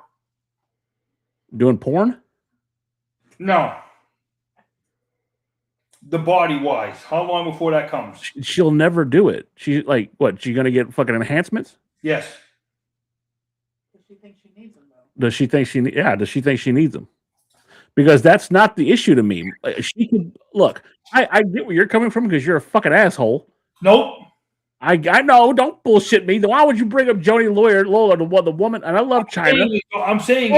Hold on. Why would you bring up Joni China, the one person who got a fucking tit job and a facelift? Really? You're going to bring her up and then you're going to tell me it's not about that? Yeah, it is. Look, let's just. I'll be blunt because you're trying to be politically correct for once. I'll be blunt. Okay, I'll tell you what. Look at what it did for China. Look at let's just say, look at what it did to Stephanie and Chris Jericho. Shit for Stephanie and Chris Jericho even mentioned it.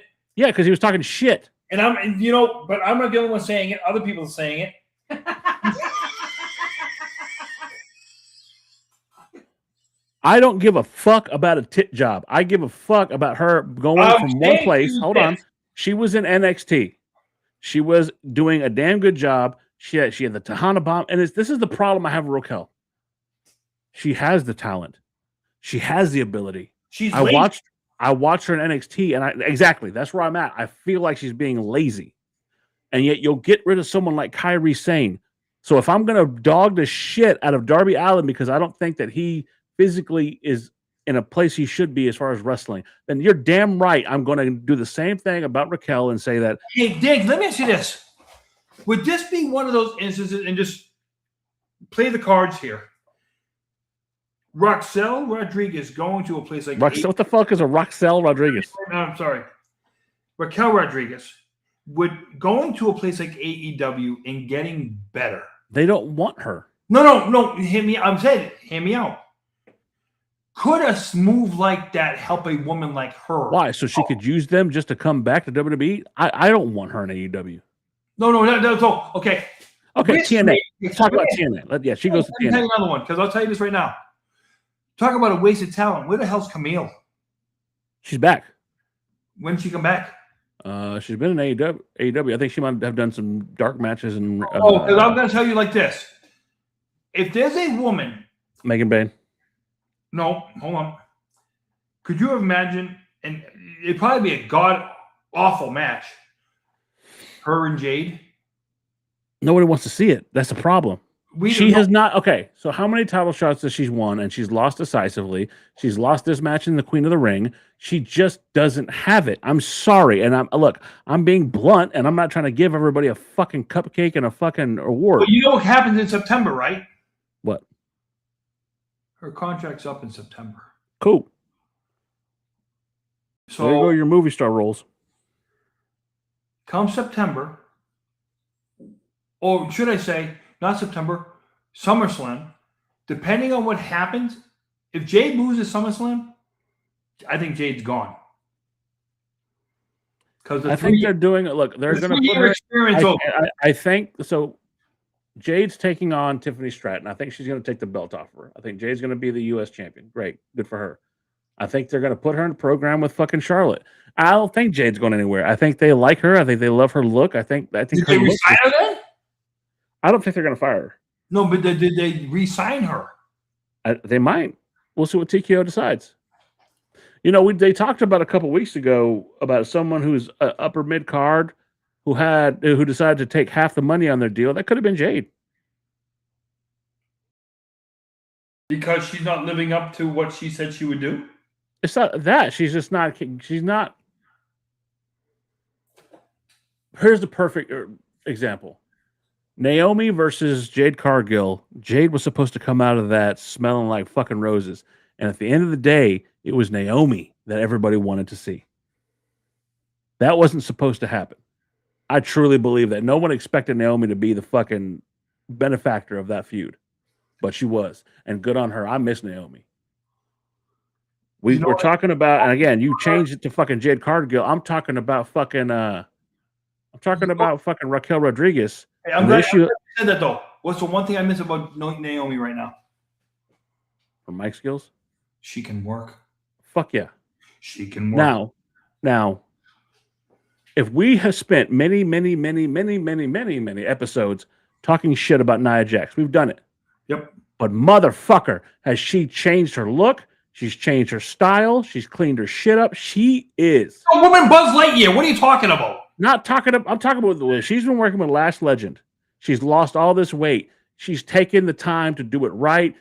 Tell me, you can't tell me. You sit and talk all the shit you want. Tell me that Nia Jax has not been night and day. Because she doesn't have to do the work on her own. Okay, but tell me she hasn't become better. No, but I'm saying is the fact of look at all the your favorite one that you just popped up there. Listen, the woman you just popped in your background did the same fucking thing, and we're praising her. So you can't have it both ways. Your greatest tag teams. One guy was always the leader, and the other guy was the follower. Great. This is a case of Nia Jax got somebody who she could follow. Bullshit. They have been doing it together. No. You know why? No. Look at Charlotte. Charlotte was in the fucking shits. Nobody wanted to even look at Charlotte. She got together with Alexa Bliss, and how great did that tag team go to revitalize her? Listen, what I'm saying is, look at your greatest tag teams of all time. Those were the two guys on every team were not equals. I'm not saying that. Bret Hart was far superior than Jim Neidhart. I'm not saying that. Axe was much superior than Smash. Okay. So who's the Jannetty in the fucking Charlotte and Alexa Bliss tag team? Sad part, I'm gonna say Charlotte. Okay, but it revitalized her career, didn't it? Unlike Jannetty's. Okay, but it did, didn't it? Yeah. Okay, so now let's take that same fundamentals and go. Oh, how great! Jesus. Would a scenario like that work on somebody like a Last Legend? Okay, so that's what I'm getting to. Nia Jax, who was known for hurting people, ruining people's careers, has taken an understudy and done massive work. Because guess who's wrestling big? Last Legend. Guess who's jumping ahead of the line as far as being a big girl wrestler? Last Legend. Is she a good wrestler, though? I think she's an excellent wrestler. I think she's established the fact that she knows how to wrestle big. And just like... That's just because of her ass. Let's just say it. That's not it. What she's doing is go back to fucking Paul White. Go back to the Big Show talking about how they were teaching him how to wrestle big. How when Big Show was teaching fucking Braun Strowman was wrestling Sami Zayn. He goes, well, I got to give him something. And Big Show said, no, the fuck you don't. You may like Sami all day long. If he has to wrestle you, it's not his fucking night. You don't be little for anybody. You get your ass up there and you wrestle big. Yeah, Sami's going to win, but he's going to get an ass whooping all through that match. You and I know how a match is called, right? You and I had conversations because we know how a match works. You call your spot, old school, call your spots in the ring, right? And if someone's leading those spots, like a fucking Braun Strowman in a Sami Zayn match, I'm going to kick your ass. You're going to win. You're going to get your fucking win. You're going to get your elevate. I'm calling this match. That's the new mentality, by the way. Okay. The old school mentality, you never heard them say anything in the ring. You know what I'm getting at. Okay. You know what I'm getting at. Look at fucking Nia Jax. Look at Last Legend. She's wrestling big. That's what I'm getting at. She's wrestling like she's doing shit that it took other folks fucking 5 years to learn already. Hey, let me ask you this and tell me right away the other. Would you say the girls are better at not calling spots in the ring over the guys? I think they have other advantages, like having long hair, because when you're, I think that helps. They can hide it better is what you're saying. Yes. Because they're not as vocal as the guy. But go back to in the day, right? Go back to looking at someone like a Magnum. His fucking biggest tap was he would always when the next spot was coming. Think about it like this: who used to get pissed if guys forgot their spots in the ring and they had to shout it out? Savage. And how good was Savage to where he worked his match so good. But he also had all those mannerisms, so he could blend it. But I'm saying is, he would get mad if in the ring you forgot your spot. He'd get mad about it. So, will you quit changing the fucking subject so we can finish this Last Legend fucking bit? Last Legend is better in the ring, and I think it's due to Nia Jax. Now, is she in the spot she in if it wasn't for her boyfriend? What the fuck does Trick Williams have to do with any of this? I'm only asking simple questions. I'm telling you that I think it's because of her work. Last Legend. It's a simple question. No. Last Legend came up from Is NXT. she on her own marriage or because of her boyfriend? That's all I'm asking. I don't give a fuck. She's gotten better. The point is, she's gotten better. So I don't give a fuck. I don't give the fucking the Brooklyn Brawler has come back to teach her how to wrestle, but she's gotten better. That means she's on her own merits and nothing to do with whether it has to do with anybody teaching her, showing her she's smart enough, thinking, and she's gotten better in the fucking ring. Okay, so finally, no, because you're done. You're done because I'm going to finally go back to what I was going to get to. What? Contrary to popular belief, the guys that they sleep with don't necessarily dictate the direction of their career or their level of talent. Yeah, ask Brie Bella about that. So she has her own lemon pepper stuff, is what you're saying to me. Whatever. I look. It doesn't matter. She's gotten better. Brie Bella, don't you mean Nikki Bella? If you sit there and say that John Cena was the most fucking case egg fucking wrestler in the world, you've lost your fucking mind. He was good, but he was never a fucking Daniel Bryan. John Cena has never. I have never said he was a good wrestler. Okay. You could wrestle better than him. You just said. Did I mean Nikki? Yeah, Nikki Bella got over because of John Cena. Did he not listen to the last 45 minutes? We've been talking about how you're talking about talent. It's not a sexually transmitted disease, and that's why I said Brie Bella, not Nikki. Oh. Yeah. Okay. So Trick Williams has nothing to do with Last Legend getting better. Okay.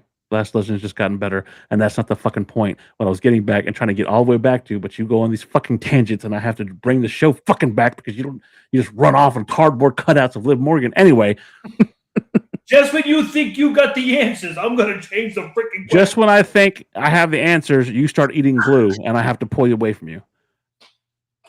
But to bring it back to what the fuck was the name he called her?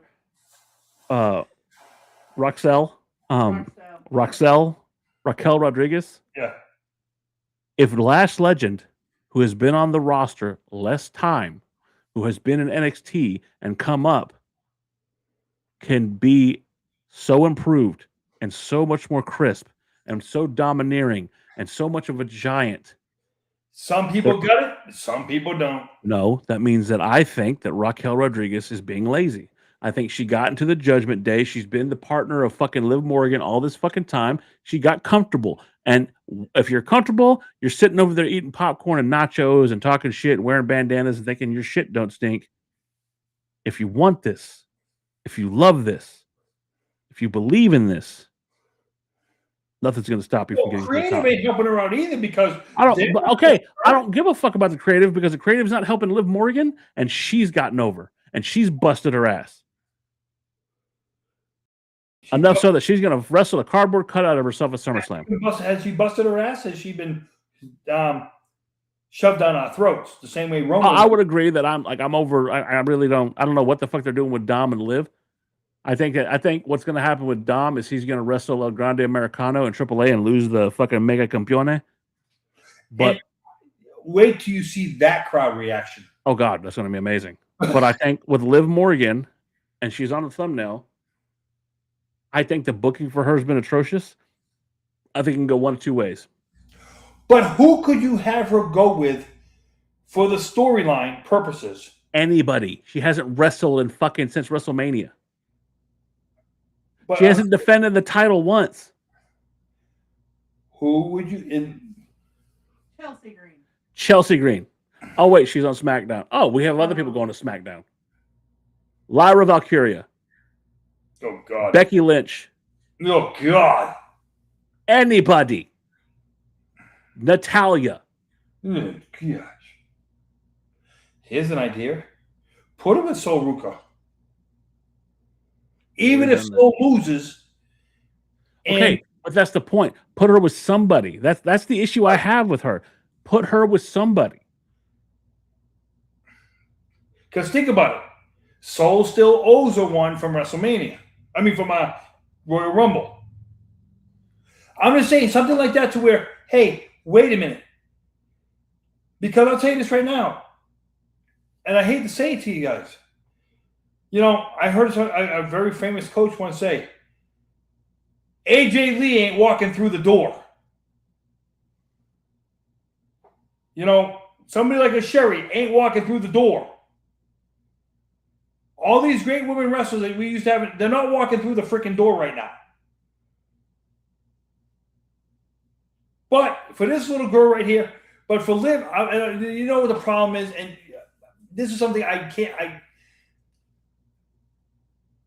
you're not making it believable enough to where she has put her against freaking Jade Cargill. So what? It's heel on heel. So okay, and that's all good and fine, but they had a built-in storyline. If they want to if they're so content with Reed fucking doing storylines, what they should have done is they should have had her come back and bust up Roxanne Perez and Dominic Mysterio and had that.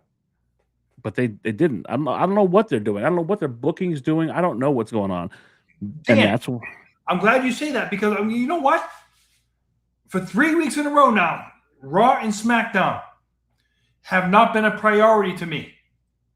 Because when I turn it on, 20-minute segment this week, 20-minute segment to start off the show with the Bloodline? Are you kidding me? They have. I want you to think about this. I really want you to.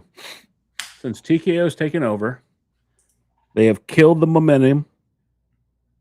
The what? They've killed the momentum of LA Knight, Jacob Fatu, Solo Sikoa, the Wyatt Six, Sami Zayn. Hell, Cody for that reason. Cody, Gunther, Liv Morgan, Io Sky, Asuka. Do I need to go on? They have this preconceived. Listen, let's just say it like it is. And you know, I don't really like to put this woman over, but I got to put this woman over. 9 million people watched a 17-second fight a couple weeks ago. Ronda? 7 million watched a UFC fight last Sunday. Which goes to tell me this.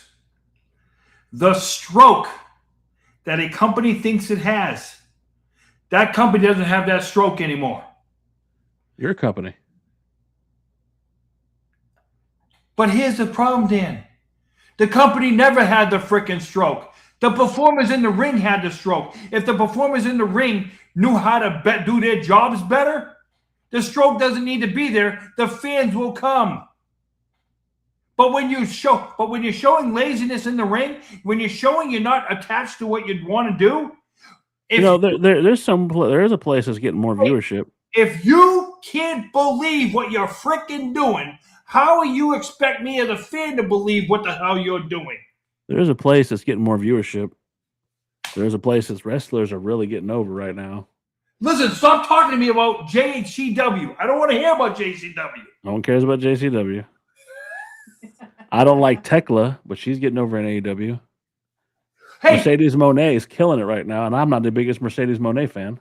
And let me put you like this. Nope, she dropped all the belts. She literally went back and dropped every belt. There's one she couldn't. I cannot believe. I'm going to tell you this right now. What the hell's going to happen with Tessa? Oh, she's going to CMLL. Isn't that run by AEW? No, they partnership with it. Right. Yeah. So Tessa Blanchard, one of the greatest. Again, they say all the things about her. What's going to happen with her? I think people are over the bullshit. I think that on that show, they're going to boo the shit out of her. But what does it do? She's a great heel. She did it. Great heel. She did it in TNA. Hey, and who should she be in that freaking ring with if she shows up?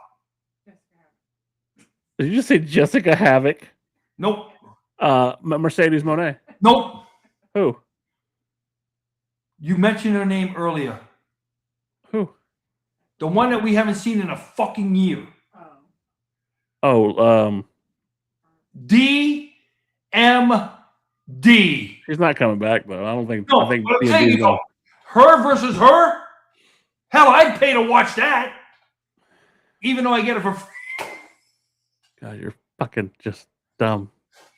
What I'm saying is, that's the kind of stuff to where if she gets a contract with WWE, She's not. I'm just saying if she could, she couldn't come there for one reason. They don't like politically incorrect anymore. She is as much politically incorrect that you could ask for. I agree with that. And I'm saying is, as much as I say AEW would be a perfect place for it, because why? Tony Khan doesn't give a shit about politically correctiveness. Another reason why I don't understand why you don't like Tony Khan. Because I still believe he's a con man. More so than your buddy Nick? Yeah. You think that Tony Khan is more of a piece of shit than your buddy Nick Khan? I just think he's still a kid with a lot of money. Yeah? And who cares about wrestling? I don't think he cares about it. You are full of shit. He was, you know what? There could have been a moment that his ass is up there in the ECW. Hey, arena wait a with minute. you. All I got to say is this. The only thing he's ever been voted for Booker of the Year was by a guy who compared the New York City potholes on his face. Okay? I know that you don't like David Meltzer, okay? I don't like Dave Meltzer. I don't. Take the bullshit out of it. Take the bullshit out of it and really, really analyze the fact that Tony Khan is doing a damn good job running a wrestling company for the fans. Not for lining pockets, because they're doing that, but for the fucking fans. The alternative.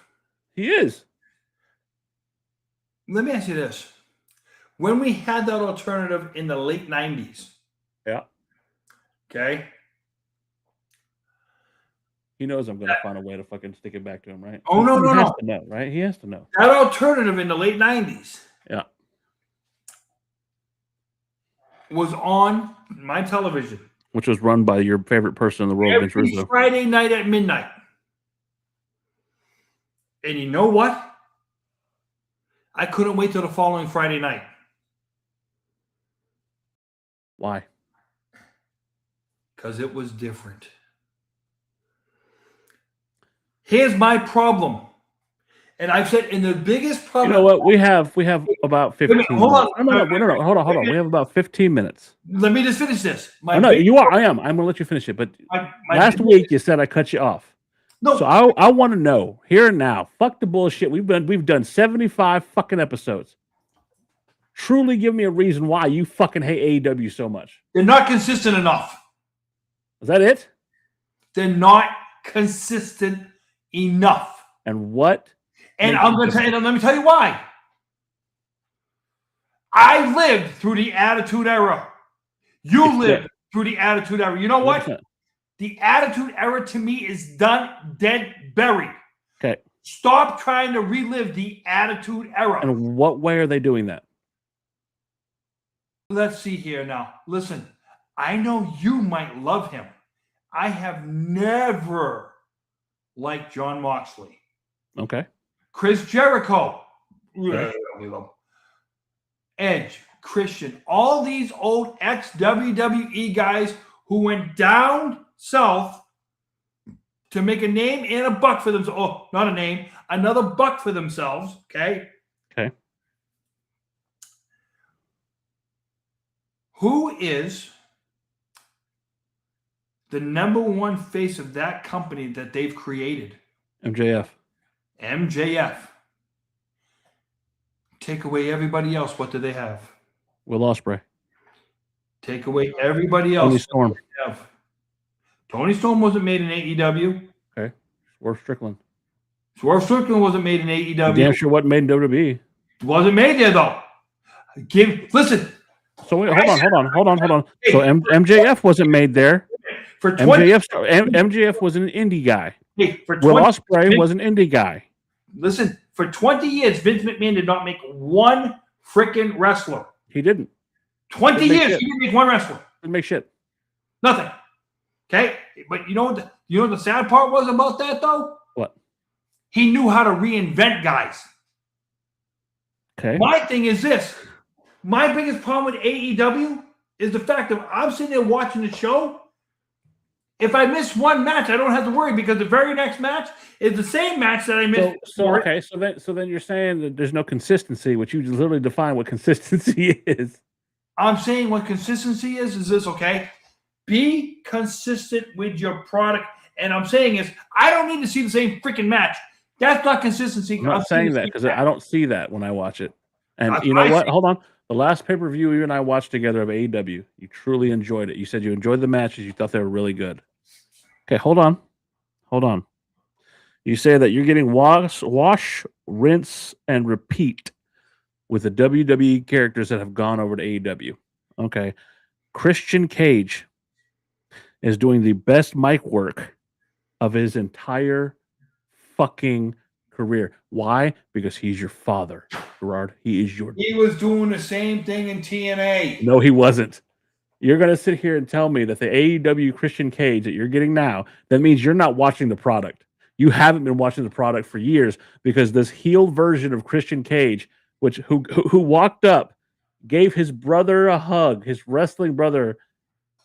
We thought it was going to be the most momentous reunion of all times. And what did he say? Go fuck yourself on live television. And you know what? If he really had a group, if you sit there and tell me that him calling out the Leprechaun is a great promo. Who? What did he call out? Fit Finlay. Yeah, he was talking shit. Against this 80-year-old fucking guy. 80 years old. But that's his... Okay. He's a super fucking heel. Okay. You know who Jungle Boy is, correct? Yeah. You know who his dad was, right? He's Luke Perry's kid. Okay. So... 90210. You have a son. Say... Not anytime soon, but God forbid the day you pass on, you have a wrestler and your son decides to go into wrestling and he says, I understand you had a father, and goes off on one of the most brutal fucking promos. This Christian is amazing verbally. I think it's the same. He's tightened up his in-ring work. It's a little more stiff, which I have no problem with. But his mic work, one of these days, I need to send you a video of his best fucking insults. Well, listen, I will agree with you on one thing. In the tag teams he's been in with Edge was always the better wrestler. Christian was always the better talker. I don't even agree with that. I think that they were horrible talkers back in the day. I think they played off each other. But this version of Christian verbally is amazing. Okay, but you said that you're saying the same thing. This is not even close. Best work he's ever done. I have to disagree with you there. You said John Moxley. You'll never like John Moxley. Completely understand that. John Moxley isn't for anybody. For everybody. But if you sit here with a straight face and tell me that this version of John Moxley, who is, I think psychologically, physically, everything he's doing is better. He's a glorified Mick Foley. I would argue that you're wrong. I'd say he's more Terry Funk than anybody I've ever seen. Of course you'll argue wrong. You'll always argue wrong. But what I'm saying is Mick Foley was a nice, cuddly fucking, have a nice day. And I'm not talking Funk towards the end of his career. I'm talking my eye. I'm talking that crazy fucking middle-aged, deranged fucking Mick Foley who fought Ric Flair in New York in an I Quit match. That is the fucking John Moxley I'm seeing. I'm saying my thing is this, okay? He doesn't come across as believable to me. You have lost your... Okay, hold on. Time out. You and I have watched John Moxley's matches. I want you to give your... And I'm not asking you... I don't know what she's going to say. I don't know what she's going to say. But it's still my opinion. Fair. But I don't know what she's going to say. I want her to give her opinion of this new version. Not Dean Ambrose, John Moxley. Well, that's what I was going to say is I don't care for him as Dean Ambrose. I don't like that character. I do like him as John Moxley. I like that he's violent. I like that I like the anger in the character. I like the intensity of the character. I like that he is no holds barred. I don't like him as part of the Shield or any of that shit. I like him as John Moxley. I like him fighting dirty. I like that. I like the brutality of that character.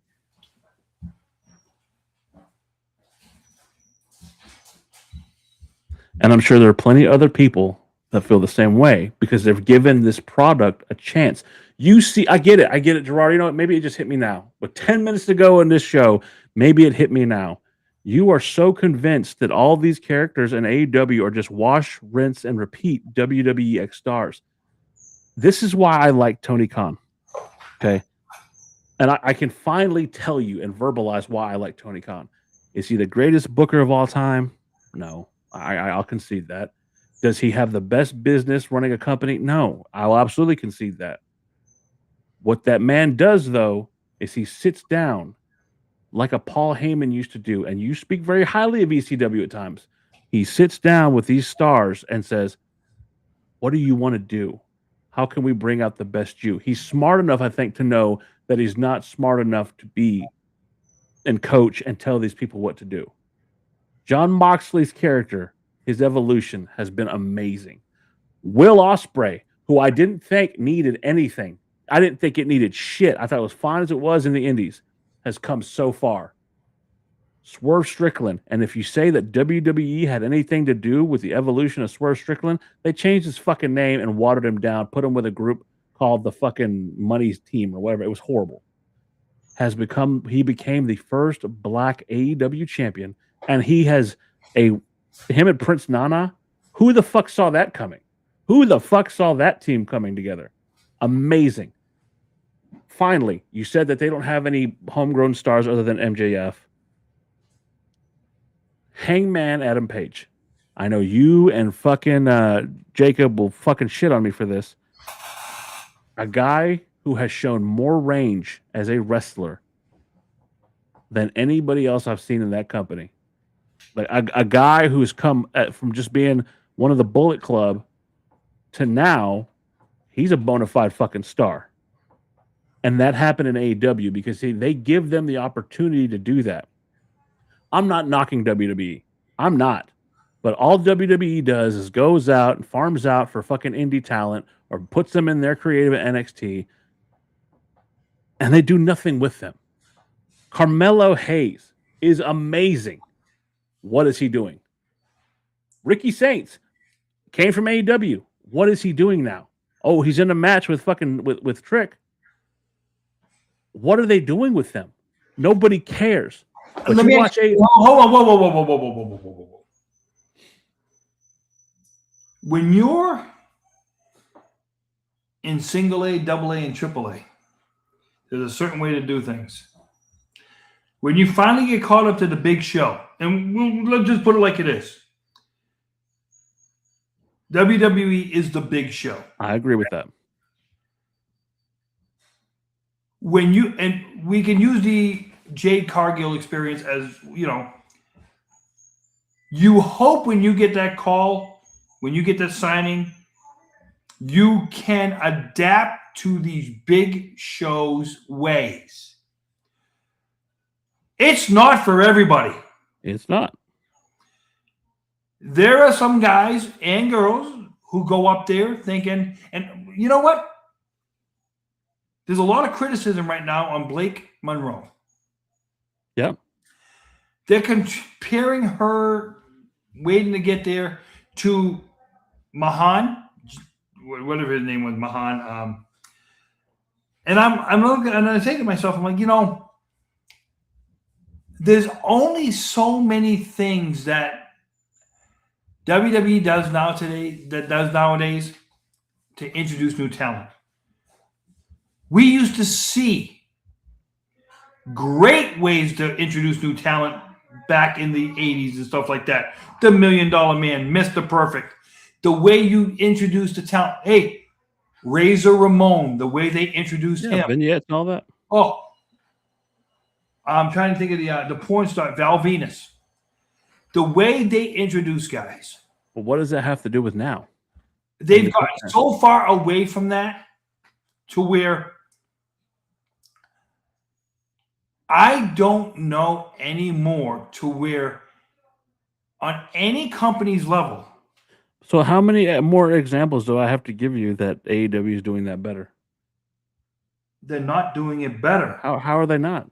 If you just listen to me, if you hear how I'm saying it,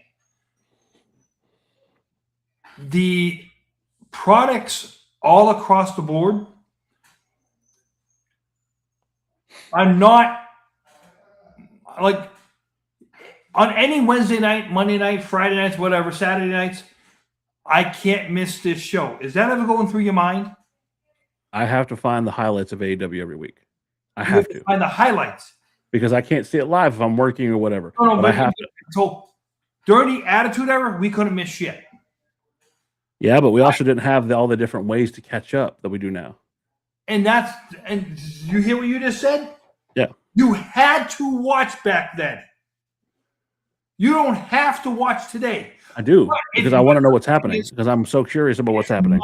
If their shows all around, all wrestling all around were so compelling that I make me watch. It's like I had this argument with Lee. And by the way, he's on vacation. So I had this argument with him. Because like I said, somebody came out and said, oh, only 770,000 people are watching Raw live. I said, but is that from the 8 o'clock hour on?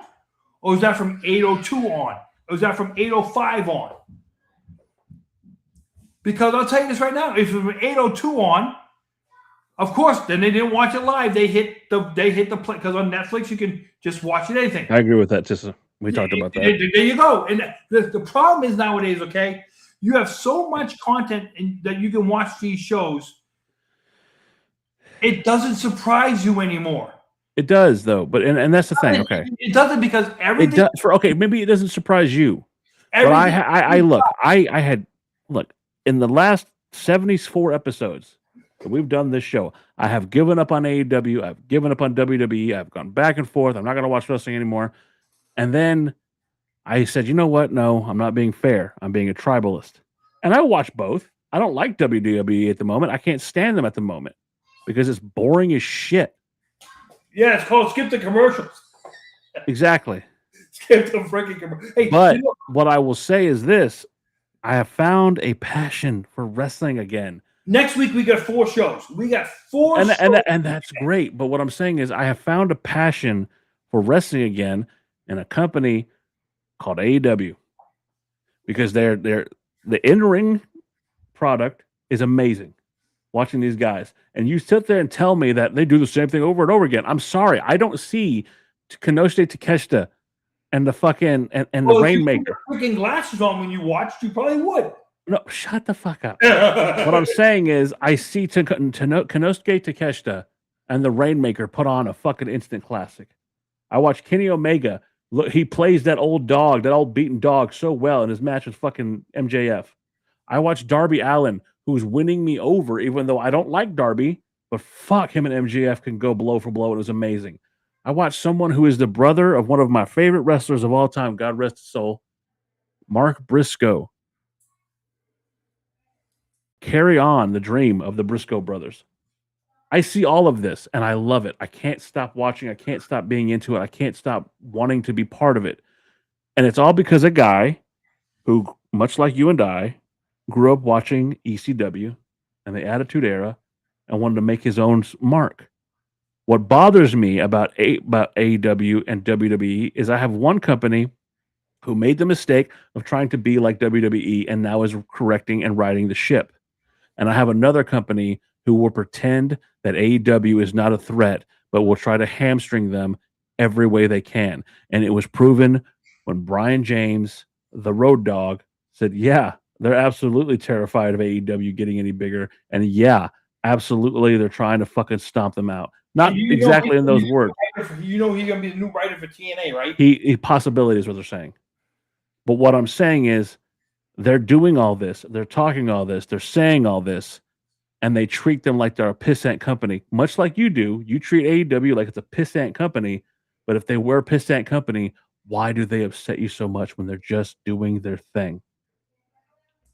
They're not just doing their thing, though. What are they doing? Put it this way. At the end of the day, one company's still trying to destroy the other. And don't tell me, at the end of the day, AEW still doesn't want to be top dog. Of course they do, but they're not trying to do it at the degradation of WWE. They're just doing their own shows. Really look at it. Well, I want you to think about that. MJF's credit, he doesn't bring up WWF anymore. He doesn't bring them up anymore. He finally got away from that. Who was doing it? MJF used to do it. No. Who's attacking WWE right now? They don't have to. WWE is doing enough. To fuck them. AEW doesn't have to attack them. AEW could sit back because WWE's fucking. One thing I will give you credit before we can kick her out of here. You're afraid to get kicked out, aren't you? Hey, next week, Saudi Arabia and Forbidden Door. Forbidden Door will give you your money. That's the only nice thing. Is that the first time? Hold on. Is that the first time he's ever said something nice about it? No. Second. Oh, second time. Good night, everybody. All of you Marks have been listening to the Marks Podcast on YouTube.